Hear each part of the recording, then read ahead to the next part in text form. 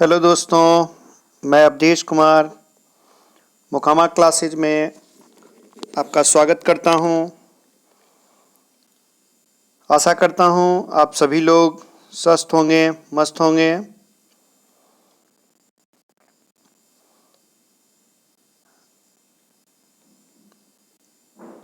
आज से मैं आप लोगों को इससे पहले जो है सो एनसीईआरटी का नोट्स आपसे शेयर कर रहा था आप लोगों से, और लूसेंट का कुछ भाग मैंने चलाया था। फिलहाल रेलवे के एग्ज़ाम को देखते हुए मैं कुछ प्रीवियस ईयर क्वेश्चन आप लोगों के समक्ष रख रहा हूं। तो चलिए हम लोग देखते हैं कुछ रेलवे के प्रीवियस ईयर क्वेश्चन को। पहला क्वेश्चन है हिस्ट्री का। पहला टॉपिक मैंने शुरू किया है, हिस्ट्री का लिया है, जो कभी ना कभी किसी न किसी एग्जाम में पूछे गए हैं। तो हम लोग अब आगे इसको बढ़ाते हुए चलते हैं। पहला प्रश्न है, भारतीय पुरातत्व सर्वेक्षण का गठन किसने किया था? तो अलेक्जेंडर कनिंघम ने। मानवीय विकास के संबंध में हाल ही में खोजी गई कड़ी कौन से जीवाश्म की खोज है? होमो नलेडी, होमो नलेडी। अगला है, सिंधु घाटी सभ्यता की सबसे महत्वपूर्ण विशेषता क्या थी? तो ईंट से बने भवन। सबसे पहले पहिए किससे बने थे? तो लकड़ी से। अब है आगे, ये जो है सो 2001 से 2014 के बीच में ऑब्जेक्टिव क्वेश्चन है, बहुविकल्पीय, जो कि पूछे गए हैं। अब हम लोग उसको देखते हुए चलते हैं। पहला सवाल है, पूरा पाषाण काल में आदि मानव के मनोरंजन का साधन जो था क्या था? तो शिकार। पूरा पाषाण काल में आदि मानव के मनोरंजन का साधन था क्या था? तो शिकार। पूरा पाषाण काल में आदि मानव के मनोरंजन का साधन शिकार था। वे मुख्यतः शिकार पर निर्भर थे। उनका भोजन मांस या कंदमूल हुआ करता था। नेक्स्ट है, नवपाषाण काल के लोगों द्वारा पाला गया प्रथम पशु जो था सो कौन सा था? नवपाषाण काल। ठीक है, यहाँ पे कह रहा है नवपाषाण काल के लोगों द्वारा पाला गया प्रथम पशु तो भेड़। ठीक है, नवपाषाण काल में लोगों द्वारा पाला गया प्रथम पशु क्या था? तो भेड़ था। अब इसके बारे में जो डिटेल दिया गया है उसमें बताया जा रहा है कि पशुओं के पालतूकरण के मानव प्रयास मध्य पाषाण काल से ही प्रारंभ हो चुके थे। मानव ने सर्वप्रथम जिस पशु को पालतू बनाया वह कुत्ता था। ठीक है, मानव ने सर्वप्रथम जिस पशु को पालतू बनाया था वह कौन सा जानवर था? तो कुत्ता था। कुत्ते को प्रायः 1500 ईसा पूर्व में पूर्व एशिया में मानवों द्वारा घरों में पाला गया। भेड़ दूसरा पशु है जिसे मानव ने पालतू पशु के रूप में अपनाया। ऐसी मान्यता है कि 11,000 ईसा पूर्व से 9,000 ईसा पूर्व के मध्य दक्षिण पश्चिम एशिया में भेड़ पालतू पशु के रूप में विकसित की गई। चूंकि यह लगभग काल जो है सो नवपाषाण काल का है, अतः इस प्रश्न का उत्तर भेड़ होगा। सवाल पूछ रहा है नवपाषाण काल का, ठीक है, इसीलिए इसका उत्तर क्या होगा? भेड़ होगा। इसके अलावा सुअर, बकरी, गाय, बिल्ली, मुर्गी, घोड़ा, गधा, इन सभी जानवरों को भी पालतू बनाया गया। तो सवाल था कि नवपाषाण काल के समय में कौन सा जानवर को पालतू बनाया गया? तो भेड़ का। चूंकि मानव ने सबसे पहले जो है सो कुत्ता को, ठीक है ना, मानव जो है सो सर्वप्रथम कुत्ते को उसने पालतू जानवर बना लिया था। ठीक है, मानव ने सर्वप्रथम जो बनाया था वह कुत्ता था, लेकिन यहाँ सवाल है नवपाषाण काल, तो नवपाषाण काल के समय में जो बनाया गया था वह भेड़ था। अब हम लोग अगले सवाल पे आते हैं। सबसे पहले कौन सा हड़प्पा कालीन स्थल खोजा गया था? सबसे पहले कौन सा हड़प्पा कालीन स्थल खोजा गया था? तो सबसे पहले हड़प्पा कालीन स्थल में हड़प्पा की खोज हुई थी। ठीक है, सबसे पहले हड़प्पा कालीन स्थल में हड़प्पा की खोज हुई थी। हड़प्पा की खोज जो है वर्ष 1921 में दयाराम साहनी के द्वारा पश्चिमी पंजाब के हड़प्पा नामक स्थल में हुए उत्खनन में हड़प्पा सभ्यता का पता लगा था। सिंधु सभ्यता के स्थलों में सर्वप्रथम हड़प्पा नामक स्थल पर खुदाई होने के कारण ही इस सभ्यता का नाम हड़प्पा सभ्यता पड़ा। तो सबसे पहले कौन सा हड़प्पा कालीन स्थल खोजे गए थे? तो हड़प्पा था। अगला सवाल है, सिंधु घाटी सभ्यता अनार्य सभ्यता थी क्योंकि यह एक शहरी सभ्यता थी। सिंधु घाटी सभ्यता अनार्य सभ्यता थी क्योंकि यह एक शहरी सभ्यता थी। अनार्यों का संबंध शहरी सभ्यता से रहा है, जबकि आर्यों का संबंध केवल ग्रामीण सभ्यता से रहा है। अतः स्पष्ट है कि सिंधु सभ्यता का शहरी सभ्यता होना इस सभ्यता का अनार्य सभ्यता होने का सर्वाधिक ग्राह्य प्रमाण है। अगला सवाल है, हड़प्पा की सभ्यता निम्नलिखित में से किससे संबंधित है? तो हड़प्पा सभ्यता को जो है सो कांस्ययुगीन सभ्यता भी कहा जाता था। ठीक है, हड़प्पा सभ्यता को कांस्ययुगीन सभ्यता के नाम से भी जाना जाता है। हड़प्पा सभ्यता कांस्य युग से संबंधित है। सिंधु सभ्यता में तांबे और टीन को मिलाकर कांसा का निर्माण किया जाता था। इस युग की प्रमुख धातु कांसा थी, इसी कारण इसे कांस्ययुगीन सभ्यता भी कहा जाता है। अतः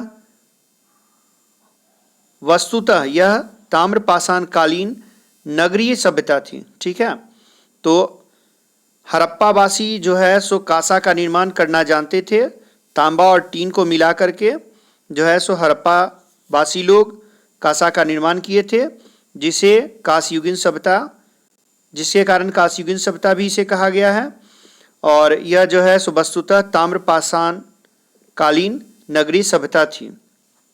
तो उस समय हड़प्पा सभ्यता के लोग तांबा धातु से परिचित थे, टीन से परिचित थे, कांसा से परिचित थे। अगला सवाल है, हड़प्पा संस्कृति की मुद्राओं एवं पक्की मिट्टी की कलाकृति में किस पशु का चित्रण नहीं किया गया है? ठीक है, तो हम लोग अगर जान लेते हैं कि किस किस जो है सो पशुओं का चित्रण किया गया है, तो ये आसान हो जाएगा कि किसका नहीं हुआ है। तो हाथी, बाघ, गेंडा इन सब का है, गाय का नहीं है, गाय का नहीं है। ठीक है, और कौन कौन से पशु थे तो हम लोग उसको देख लेते हैं, थोड़ा सा एक बार। तो हड़प्पा संस्कृति की मुहर पर पद्मासन मुद्रा में त्रिमुखी योगी चरित्र है, जिसके दाहिने ओर, ठीक है दाहिने ओर कह रहा, हाथी तथा बाघ तथा बाईं ओर गेंडा तथा भैंसा। ठीक है, दाहिनी ओर हाथी बाघ, बाईं ओर गेंडा भैंसा, एवं सिंहासन के नीचे 2 हिरण खड़े हैं। ठीक है, तो दाहिनी तरफ हाथी और बाघ, बाईं तरफ गेंडा और भैंसा। ठीक है, और सिंहासन के नीचे 2 हिरण। इस संस्कृति में गाय घोड़े की मृद मूर्तियां अर्थात मिट्टी की मूर्तियां नहीं मिली है। ठीक है, ना तो गाय था और ना ही घोड़ा था। ठीक है, क्या था? तो हाथी था, बाघ था, गेंडा था, भैंसा था और हिरण था। तो दाहिनी ओर हाथी बाघ, बाईं ओर गेंडा भैंसा तथा नीचे 2 हिरण थे। अगला सवाल कहता है, सिंधु घाटी सभ्यता के लोगों की मुद्रा अर्थात क्वाइंस में किस देवता की आकृति चित्रित थी? सिंधु घाटी सभ्यता के लोगों के जो सिक्के होते थे, मुद्रा जो थे, क्वाइन जो थे, उसमें किस देवता की आकृति चित्रित थी? तो पशुपति की। ठीक है, किसकी थी? तो पशुपति की थी। मोहनजोदड़ो से प्राप्त एक मुहर अर्थात सील पर 3 मुख वाले एक पुरुष ध्यान की मुद्रा में बैठा हुआ है। उसके सिर पर 3 सींग हैं। उसके बाईं ओर एक गेंडा तथा भैंसा तथा दाहिनी ओर हाथी तथा व्याघ्र हैं। इसे पशुपति शिव के रूप में माना गया है। मार्शल ने इन्हें आदि शिव बताया। ठीक है, देखिए इसे एक तो हो गया कि उनकी मुद्रा पर जो है क्वाइन पर पशुपति की प्रतिमा थी। दूसरा, ये जो मुहर होते थे उन पर भी इसी की प्रतिमा थी, 3 मुख वाले का। ठीक है, और उस पर भी वही चर्चा है कि ये 3 मुख वाले थे, 3 सिंह थे, बाईं ओर गेंडा तथा भैंसा था, दाईं ओर हाथी बाघ था। ठीक है, और इसे ही पशुपति शिव के रूप में माना गया है। और साथ ही मार्शल ने इन्हें आदिशिव भी कहा है। अगला सवाल है, सिंधु घाटी सभ्यता के लोग जो पूजा करते थे किसकी पूजा करते थे? सिंधु घाटी सभ्यता के लोग किसकी पूजा करते थे? तो पशुपति की। ठीक है, किसकी? पशुपति की। अगला सवाल कहता है, निम्नलिखित में से किस विद्वान ने सर्वप्रथम हड़प्पा सभ्यता के अवशेषों की खोजा था? निम्नलिखित में से किस विद्वान ने सर्वप्रथम हड़प्पा सभ्यता के अवशेषों को खोजा था? ठीक है, हड़प्पा सभ्यता के अवशेषों को सर्वप्रथम किसने खोजा था? तो एन कनिंघम ने। किसने खोजा था? एन कनिंघम ने, अर्थात अलेक्जेंडर कनिंघम ने। ठीक है, अलेक्जेंडर कनिंघम ने सर्वप्रथम हड़प्पा सभ्यता के अवशेषों को खोजा था। अलेक्जेंडर कनिंघम ने 1853 में एवं 1873 में हड़प्पा का सर्वेक्षण कर कुछ पूरा वस्तुएं प्राप्त की थी। ठीक है, अलेक्जेंडर कनिंघम जो है 1853 और 1873, 1853 एंड 1873 में जो है सो कुछ न कुछ सर्वेक्षण के माध्यम से कुछ वस्तुएं प्राप्त की थी। अब है अगला सवाल। अगला सवाल कहता है, भारतीय सभ्यता से जुड़े कौन सा नाम है? ये जो है भारतीय सभ्यता से जुड़ा हुआ इन चारों में से कौन सा नाम है जो भारतीय सभ्यता से जुड़ा है? तो इसमें कोई भी ऐसा नहीं है जो भारतीय सभ्यता से जुड़ा हुआ नाम है। ठीक है, इसका कह रहा है इसमें जो भी नाम है, जैसे सर विसेंट स्मिथ। ठीक है, sir Vincent Smith, D Goswami, sir Alexander Cunningham, sir Martin Wheeler. ठीक है, इन सब का जिक्र जो है सो कहाँ किया गया है? तो बताया जा रहा है कि ये जो है, ठीक है, ये जो कह रहा है मार्टिन व्हीलर हड़प्पा से, डी स्वामी कौशाम्बी के उत्खनन से संबंधित थे, सर विसेंट स्मिथ बौद्ध से, अशोक एवं मुगल साम्राज्य विशेषकर अकबर से संबंधित थे। ठीक है, ये सब थे। ठीक है, और ये भारतीय पुरातत्व सर्वेक्षण की स्थापना में इनकी भूमिका प्रमुख थी। तो ये भारतीय ये जो विकल्प हैं उसमें से कोई भी सभ्यता से संबंधित नहीं थे। ठीक है, ये पुरातत्व सर्वेक्षण की स्थापना में इनकी प्रमुख भूमिका थी। अगला सवाल कहता है, सिंधु घाटी सभ्यता और वैदिक सभ्यता, सिंधु घाटी सभ्यता और वैदिक सभ्यता में मुख्य अंतर क्या था? तो दोनों में अंतर क्या था? तो सिंधु घाटी सभ्यता एक नगरीय सभ्यता थी और वैदिक सभ्यता क्या थी? ग्रामीण सभ्यता थी। ठीक है, सिंधु घाटी सभ्यता नगरीय सभ्यता थी जबकि वैदिक सभ्यता ग्रामीण सभ्यता थी। आगे कह रहा है, सिंधु घाटी सभ्यता कब विकसित हुई? सिंधु घाटी सभ्यता कब विकसित हुई? तो सिंधु घाटी सभ्यता का काल जो है सो 2500 ईसा पूर्व से 1750 ईसा पूर्व तक माना जाता है। सिंधु सभ्यता नगरीय सभ्यता थी जबकि आर्य की सभ्यता ग्रामीण सभ्यता थी। सिंधु सभ्यता का काल 2500 से 1700 ईसा पूर्व माना जाता है और सिंधु सभ्यता नगरीय सभ्यता थी जबकि आर्य की सभ्यता ग्रामीण सभ्यता थी। अगला सवाल है, सिंधु घाटी सभ्यता की लिपि जो थी वो कैसी थी या क्या थी? तो सिंधु घाटी सभ्यता की जो लिपि थी ना वो अभी तक सही से उसकी पहचान नहीं हो पाई है। ठीक है, सिंधु घाटी सभ्यता की लिपि का पहचान अभी तक नहीं हो पाया है। सिंधु घाटी सभ्यता में चित्रात्मक लिपि प्रचलित थी। इस लिपि में लगभग 400 अक्षर का प्रयोग किया गया है। इसी कारण सिंधु सभ्यता को आधे ऐतिहासिक सभ्यता के वर्ग में रखा जाता है, जिसे अभी तक पढ़ा नहीं जा सका है। अगला सवाल है, निम्नलिखित में से किसे मृतकों के टीला के नाम से जाना जाता है? निम्नलिखित में से किसे मृतकों का टीला के नाम से जाना जाता है? तो मोहनजोदड़ो। ठीक है, देखिए ये मोहनजोदड़ो जो था ना, ये शब्द ये समझ लीजिए कि आपका कोई मित्र है मोहन। ठीक है, ये मोहन जो मित्र है ना आपका, बड़े काम का है। इस मोहन से संबंधित कितने सवाल का जवाब आप दे दीजिएगा। ठीक है, ये पढ़ने के बाद आपको मालूम होगा। तो मृतकों का टीला मोहनजोदड़ो। ठीक है, मोहनजोदड़ो शब्द का अर्थ सिंधी भाषा में मृतकों का टीला होता है। मोहनजोदड़ो शब्द का अर्थ जो है क्या होता है? तो मृतकों का टीला किस भाषा में? तो सिंधी भाषा में। ठीक है, अगला सवाल है, मोहनजोदड़ो कहाँ स्थित है? मोहनजोदड़ो कहाँ स्थित है? तो मोहनजोदड़ो सिंध प्रांत में स्थित है। ठीक है, मोहनजोदड़ो कहाँ है? तो मोहनजोदड़ो सिंधु सभ्यता का एक प्रमुख स्थल था। यह सिंध प्रांत पाकिस्तान के लड़काना जिले में है। मोहनजोदड़ो की खोज सर्वप्रथम 1922 में रखाल दास बनर्जी ने की थी। देखिए अभी जस्ट मैंने कहा था, ये मोहन जो आपका मित्र है ना, बड़े काम का है। ये मोहन क्या है? एक लड़का है, अर्थात वो लड़काने जिले में है। ठीक है, और ये मोहन जो है सिंध प्रांत पाकिस्तान क्षेत्र है। ठीक है, और ये सिंधु सभ्यता का स्थल है। ठीक है, और इसकी खोज किसने की थी? बनर्जी साहब ने की थी। राखाल दास बनर्जी ने कब की थी?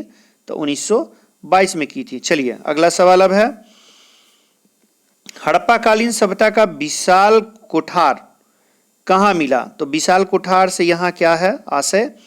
तो विशाल कोठार से संबंधित है अनाज संग्रह करने का स्थान। ठीक है, विशाल कोठार का मतलब क्या हुआ?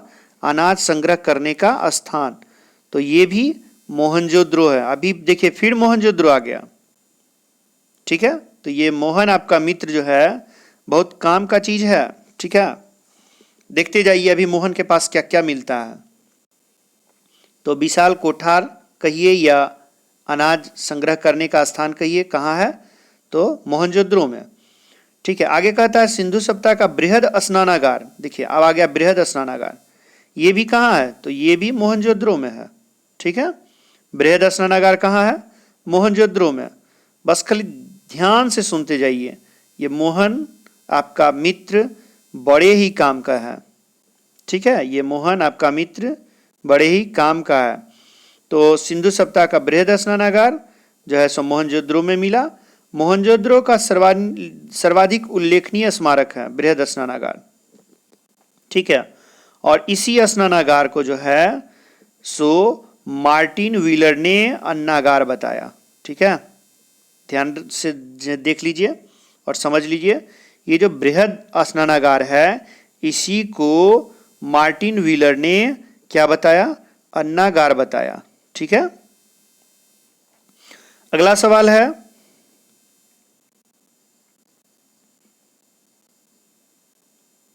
और हाँ इसमें कह रहा है कि ये जो मोहनजोदड़ो का सर्वाधिक उल्लेखनीय स्मारक बृहद स्नानागार है, इसके पश्चिम में 1.52 मीटर ऊंचे चबूतरे पर निर्मित एक भवन मिला है, जो पूर्व से पश्चिम में 45.72 मीटर लंबा तथा उत्तर से दक्षिण की ओर 22.86 मीटर चौड़ा है। इसे मार्टिन व्हीलर ने अन्नागार बताया। इसमें ईंटों से बने हुए विभिन्न आकार प्रकार के 27 प्रकोष्ठ मिले हैं। ठीक है, अब अगला सवाल आते हैं, अमरी क्या है? अमरी, अमरी जो हड़प्पा सभ्यता का एक स्थल है किस प्रांत में स्थित है? अमरी जो हड़प्पा सभ्यता का एक स्थल है किस प्रांत में स्थित है? तो अमरी जो है, ठीक है, आपको हड़प्पा सभ्यता का प्रमुख स्थल है जो पाकिस्तान के सिंध प्रांत में है। तो अमरी, अमरी जो है सो कहाँ है? तो सिंध प्रांत पाकिस्तान में। ठीक है, अमरी कहाँ है? सिंध प्रांत और पाकिस्तान में। अगला सवाल है, सिंधु घाटी सभ्यता के अवशेष चिन्ह बतलाते हैं कि लोगों का मुख्य धंधा क्या था। सिंधु घाटी सभ्यता के अवशेष चिन्ह बतलाते हैं कि लोगों का मुख्य धंधा जो था क्या था। तो लोगों का मुख्य धंधा कृषि था। सैंधव निवासियों के जीवन का मुख्य उद्यम कृषि कर्म था। सिंधु तथा उनकी सहायक नदियां प्रतिवर्ष उर्वरा मिट्टी बहाकर लाती थी, जिसमें पैदावार काफ़ी अच्छी होती थी। यहाँ के प्रमुख खाद्यान्न गेहूं और जौ थे। ये भी पूछा जाता है, ठीक है। ये प्रमुख फसल के रूप में गेहूं और जौ, ठीक है। चलिए अगला सवाल। सिंधु घाटी सभ्यता का पत्तन नगर, ठीक है। तो सिंधु घाटी सभ्यता का पत्तन नगर मतलब होता है बंदरगाह, डॉकयार्ड, गोदी, ठीक है। तो सिंधु घाटी सभ्यता का पत्तन नगर लोथल। सिंधु घाटी का सभ्यता का पत्तन नगर कौन सा है? लोथल। सिंधु घाटी सभ्यता का पत्तन नगर लोथल है। यह गुजरात के अहमदाबाद जिले में भोगवा नामक नदी के किनारे स्थित है। इसके पूर्वी भाग में एक गोदी अर्थात बंदरगाह के साक्ष्य मिले। इस स्थल की खोज एस.आर. राव ने की थी, ठीक है। ये लोथल की खोज किसने की थी? लोथल की खोज किसने की थी? लोथल की खोज तो एस.आर. राव ने की थी। और लोथल जो डॉकयार्ड है, पत्तन है, बंदरगाह है, वह किस नदी के तट पर है? तो भोगवा नदी के तट पर है। तो देखिए याद रखिएगा लोभी, ठीक है। लोभी, तो लो से लोथल और भो से भोगवा, ठीक है। तो लोथल जो है सो किस नदी के तट पर है? तो भोगवा नदी के तट पर है और यह गुजरात के अहमदाबाद जिले में है। अगला सवाल है, निम्नलिखित में से कौन सा स्थल भारत में नहीं है? निम्नलिखित में से कौन सा स्थल भारत में नहीं है? तो भारत में अभी हड़प्पा हम लोगों ने पढ़ा था, वो जो है सो पाकिस्तान में है, ठीक है। तो हड़प्पा ही इसका उत्तर सही उत्तर हो गया। तो हड़प्पा भारत में नहीं है, तो हड़प्पा कहाँ है? तो पाकिस्तान में है, ठीक है। हड़प्पा पूरा स्थल पाकिस्तान के पंजाब प्रांत के मोंटगोमरी जिले में, जो वर्तमान में साहिवाल जिला कहलाता है, रावी नदी के बाएं तट पर अवस्थित है। हड़प्पा क्षेत्रफल की दृष्टि से सिंधु सभ्यता का दूसरा सबसे बड़ा स्थल है। तो भारत में स्थित नहीं है कौन? हड़प्पा नहीं है। और हड़प्पा जो है सो कहाँ है? पाकिस्तान में है, पंजाब प्रांत में है, मोंटगोमरी जिले में है। और वर्तमान में मोंटगोमरी जिले को साहिवाल जिला के नाम से जाना जाता है। और हड़प्पा जो है सो रावी नदी के तट पर है, बाएं तट पर है। और हड़प्पा जो है क्षेत्रफल की दृष्टि से दूसरा सबसे बड़ा स्थल है, ठीक है। तो भारत में कालीबंगा है, रोपड़ है, रंगपुर है, ठीक है, भारत में स्थित है। और देखिए ये जो है हड़प्पा, ह रप्पा, ठीक है। तो ह रा, ठीक है, मतलब हड़प्पा रावी नदी, ठीक है। उसी में देखिए छिपा हुआ ह रा, ठीक है। तो हड़प्पा रावी नदी, ठीक है। पाकिस्तान, पंजाब प्रांत, मोंटगोमरी जिला, साहिवाल जिला, रावी नदी, बाएं तट, क्षेत्रफल में दूसरा स्थान। अब है अगला सवाल। अगला सवाल कहता है, इनमें से कौन सा एक हड़प्पा सभ्यता की पूर्वी सीमा का निर्धारण करता है? हड़प्पा सभ्यता की पूर्वी सीमा का निर्धारण कौन करता है? तो पूर्वी सीमा में कौन है? तो आलमगीरपुर है, ठीक है। पूर्वी सीमा में कौन है? आलमगीरपुर है। देखिए कहता है हड़प्पा सभ्यता की पूर्वी सीमा आलमगीरपुर जो कि उत्तर प्रदेश में है, पश्चिमी सुतकांगेडोर जो कि बलूचिस्तान प्रांत में है, उत्तरी पूरा स्थल मांदा जो कि जम्मू कश्मीर में है, और दक्षिणी दायमाबाद महाराष्ट्र में है, ठीक है। देखिए इसको मैं अपने लैंग्वेज में इसको सिर्फ समझने के व्यू से, याद रखने के व्यू से बता देता हूँ। आप लोग जानते हैं पूरब पश्चिम उत्तर दक्षिण, ठीक है ना, पूरब पश्चिम उत्तर दक्षिण, ठीक। तब पूरब में आलमगीरपुर, पश्चिम में सुतकांगेडोर, उत्तर में मांदा और दक्षिण में दायमाबाद, ठीक है। तो जब आपको आलस आएगा तो आप सोना चाहिएगा, ठीक है। जब आपको आलस आएगा तो आप सोना चाहिएगा, और उस समय पुराने ख्यालात के हिसाब से आप कहाँ सोइएगा, मान में सोइएगा, ठीक है। और दाई भी आपके साथ होगी, एक दाई भी आपके साथ होगी। तो आलस आएगा तो आलमगीरपुर, सोने जाइएगा तो सुतकांगे डोड़, सोना कहाँ है, मांद में, तो मांदा। और जब सोने जाइएगा तो दाईमा रहेगी अर्थात दाईमाबाद, ठीक है। जब आलस आएगा तो आलमगीरपुर, सोने जाइएगा तो सुतकांगे डोड़, कहाँ सोइएगा तो मांदा में, ठीक है। और कौन रहेगा तो दाई रहेगी अर्थात दाईमाबाद। इस तरह से आपको पूरब का हो गया, पश्चिम का हो गया, उत्तर का हो गया और दक्षिण का हो गया, ठीक है।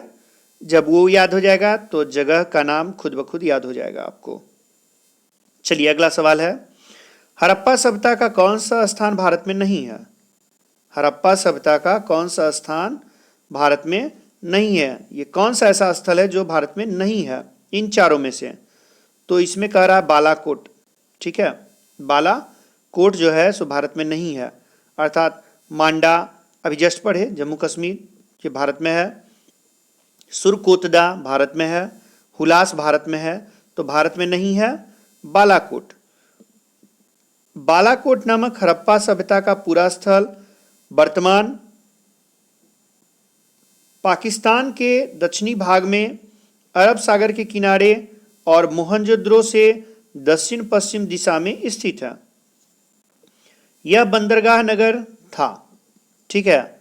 यह जो था, देखिए एक चीज और जान लीजिए, अभी जस्ट हम लोगों ने पढ़ा था बंदरगाह के बारे में लोथल, ठीक है। और यहाँ ये कह रहा है कि यह बंदरगाह नगर था, ये जो है ये बंदरगाह नगर था। यह स्थल सीप उद्योग के लिए प्रसिद्ध था, अर्थात बालाकोट जो था एक पत्तन वाला जगह था, बंदरगाह वाला जगह था, ठीक है ना।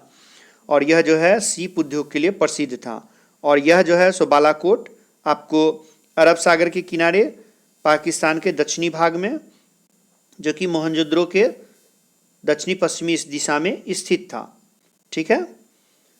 तो चलिए एक हम लोग लोथल जानते थे और दूसरा हो गया बालाकोट। अब अगला है, हड़प्पा कालीन लोगों को किसकी जानकारी नहीं थी। हड़प्पा कालीन लोगों को किसकी जानकारी नहीं थी, तो लोहा की जानकारी नहीं थी, ठीक है। अभी हम लोगों ने इसके पहले पढ़ा था कि वो लोग कांस्ययुगीन सभ्यता थी, अर्थात तांबा और टीन को मिला करके कांसे का निर्माण कर लेते थे, ठीक है। तो उनको लोहे की जानकारी नहीं थी, ठीक। जानकारी किस किस चीज़ की थी, तो कुम्हार के चाक का, आग का, गेहूं का, ठीक है। हड़प्पा कालीन लोगों को सोना, चांदी, तांबा, कांसा तथा सीसा का ज्ञान था, ठीक है। हड़प्पा कालीन स्थलों की खुदाई से गेहूं तथा जौ के दाने मिले, किंतु सिंधु सभ्यता के लोगों को लोहे का ज्ञान नहीं था। सोना का ज्ञान था, चांदी का था, तांबा का था, कांसा का था, सीसा का था, फसल में गेहूं था, जौ था, लेकिन लोहा नहीं था, ठीक है। लोहा नहीं था। अगला सवाल कहता है, सिंधु घाटी सभ्यता को आर्य पूर्व सभ्यता किसके प्रमाण मिलने के कारण से कहा जाता है। सिंधु घाटी सभ्यता को आर्य पूर्व सभ्यता किसके प्रमाण मिलने के कारण कहा जाता है, तो बर्तन के आधार पर जो है सो, ठीक है। सिंधु घाटी सभ्यता को आर्य पूर्व सभ्यता का प्रमाण का कारण बताया गया है। सिंधु घाटी सभ्यता से प्राप्त मृद भांड अर्थात मिट्टी के बर्तन के आधार पर इस सभ्यता को आर्य पूर्व सभ्यता कहा गया। ऋग्वैदिक कालीन मृद भांडों में काले और लाल मृद भांडों की प्रधानता है, जबकि सिंधु सभ्यता के विभिन्न प्रकार के मृद भांडों मिले हैं, ठीक है ना। तो मिट्टी के बर्तन के आधार पर जो है सिंधु घाटी सभ्यता को आर्य पूर्व सभ्यता का प्रमाण मिलने की बात कही गई है। अगला सवाल है, निम्नलिखित में से कौन सा कथन सिंधु घाटी सभ्यता के संबंध में सही है। निम्नलिखित में से कौन सा कथन सिंधु घाटी सभ्यता के संबंध में सही है, तो कह रहा है उनके घर ईंटों के बने थे, सभा भवन की खोज मोहनजोदड़ो में हुई। देखिए ये मोहन बड़े काम का चीज है, आपका मित्र सभा भवन भी था मोहन के पास। तो उनके घर ईंटे के बने थे। सभा भवन की खोज मोहनजोदड़ो में हुई। घर की निर्माण योजना में खुला चौक मुख्य लक्षण था। ठीक है, घर की निर्माण योजना में खुला चौक मुख्य लक्षण था। ये सभी सही हैं। आगे कह रहा है सिंधु सभ्यता के लोगों के घर किसके बने होते थे। सिंधु सभ्यता के लोगों के घर किससे बने होते थे। तो सिंधु घाटी सभ्यता के घरों का निर्माण ईंटों का प्रयोग किया गया था। उस समय जो सिंधु सभ्यता के लोगों का घर था उसमें ईंटों का प्रयोग किया गया था। मोहनजोदड़ो तथा हड़प्पा में पकी हुई ईंटों का प्रयोग प्रायः मकान के निर्माण में किया गया था। प्रत्येक आवासीय भवन के बीच एक आंगन होता था जिसके 3 या चारों ओर 4-5 कमरे, एक रसोई घर, एक स्नान घर बना होता था। मोहनजोदड़ो के दुर्ग के दक्षिणी भाग में 750 मीटर आकार का एक विशाल सभा भवन की रूपरेखा मिली जिसकी छत 20 स्तंभ पर टिकी हुई थी। यद्यपि कहीं कहीं कच्ची ईंटों का भी प्रयोग किया गया है, जैसे कालीबंगा। देखिए कच्ची ईंट, ये ध्यान रखना है। ठीक है, कच्ची ईंट, पक्की ईंट मोहनजोदड़ो और हड़प्पा, और कच्ची ईंट कहाँ, कालीबंगा। क से कच्चा, क से कालीबंगा। ठीक है, चलिए अगला सवाल। सिंधु घाटी सभ्यता की पहचान निम्न में से जो है सो कौन है। तो शहर योजना प्रणाली। ठीक है, सिंधु घाटी सभ्यता की सबसे बड़ी पहचान क्या थी। तो शहर योजना प्रणाली। सिंधु घाटी सभ्यता की मुख्य विशेषता शहर योजना प्रणाली थी। सिंधु घाटी में चौड़ी सड़कें एक दूसरे को लंबवत काटती थी। मकान पक्की और कच्ची ईंटों के बनाए जाते थे। नाली एवं सफाई की व्यवस्था उत्तम थी। अगला सवाल है सिंधु घाटी सभ्यता का ज्ञान मिलता है तो पुरातात्विक उत्खनन से। आखिर सिंधु घाटी सभ्यता की जानकारी कैसे प्राप्त होती है। तो उत्खनन के माध्यम से। ठीक है, पुरातात्विक उत्खनन। सिंधु सभ्यता का ज्ञान पुरातात्विक उत्खनन से मिलता है क्योंकि वहाँ कोई साहित्य या ताम्रपत्र नहीं पाए गए हैं। मृद भांडों पर कुछ लेख पाए गए हैं परंतु वे अभी तक पढ़े नहीं जा सके हैं। अगला सवाल कहता है मानव द्वारा सर्वप्रथम किस धातु का प्रयोग किया गया। मानव द्वारा सर्वप्रथम किस धातु का प्रयोग किया गया। तो तांबे का प्रयोग किया गया। ठीक है, किसका, तांबे का प्रयोग किया गया। सर्वप्रथम किस धातु का प्रयोग हुआ सिंधु सभ्यता में। तो तांबे का। मानव द्वारा सर्वप्रथम प्रयोग में लाई गई धातु तांबा थी जिसकी आरंभिक तिथि 500 BC अर्थात 500 ईसा पूर्व है, अर्थात नवपाषाण काल। ठीक है, ये जो तांबे की जो खोज हुई है, ठीक है, ये किस काल से संबंधित है, नवपाषाण काल से संबंधित है।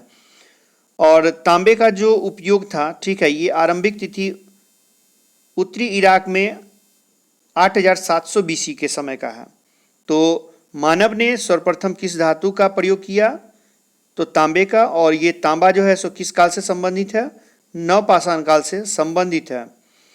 और आज का वीडियो यहीं समाप्त होता है।